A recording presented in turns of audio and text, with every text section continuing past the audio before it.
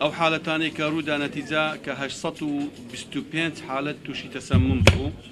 638 کەس داخلی نەخۆشخانە بوو، یەک حاڵەتی مردن هەبوو کە منداڵێکی 6 ساڵی لەناو کەمپ ئەلەوێ مردبوو. ئەوەی کە ئیجراعاتی کە پێویست کرا کە هەست پێکرا لەگەڵبوونی حالەتی تەسەمم، تیمەکانی بەڕێبەراتی گشتی تەندروستی هەولێر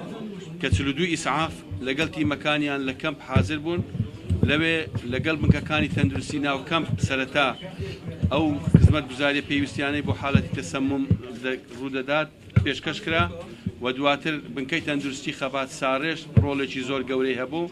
و دواتریش ئەوانەی کە پێویست کرا چکە حاڵەتەکان زۆر بوون کە پێویستیان بە داخل بوون بوو، داخلی نەخۆشخانەکانی ڕزگاری،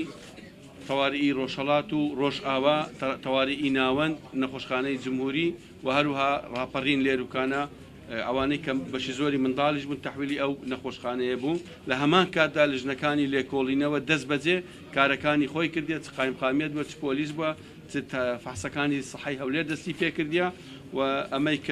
کە تاکو ئێستا لە هەم خاوەن ڕێستوڕانت هەم لە ڕێکخراوی عین المحتاجین گیراویان هەیە هەمان و ئەو حاڵەتی کە ڕوویدایە کە ڕێنمایەکانی ئێمە وەکو پارێزگا وەکو تەندروستیش بۆ کەمپەکان ئەوە بووە خواردنی حاضر نەستە کەمپەکان لە هەموو حاڵەتێک لەوێ خواردن حاضر بکرێ و پێشکەشیان بکرێ لۆ سەلامەتی ئەوانەی ئەو ئاوارانە کە لەوێ درێنە بۆی خواردنەکان بە سەلامەتی بگاتن. طبعا لەو حاڵەتەی کە ئەوانە کە تحقیقاتی ئەوەلی کردیتمان دیارە هەر لە بەرەبەیانی دوێنێەوە لە سەعات 4ەوە داوا کرایە لەو مەطعەمە خواردن حاضر بکرا، بۆ 9 تقریبا خواردنەکان حاضر کرایە، هەمووی برنج بووە، مریشک بووە، ئەوەی فاسولیا بووە کە بڵێن تعبیە کرایە بە نایلۆن و قاپی پلاستیکی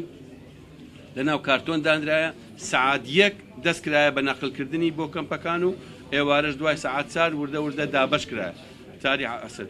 ئەمە یعنی حاڵەتەکان بەو شکلدایە تحقیقان دەکرێت ئایا خواردنەکانی ناو مەخزن فاسد بووینە یان لە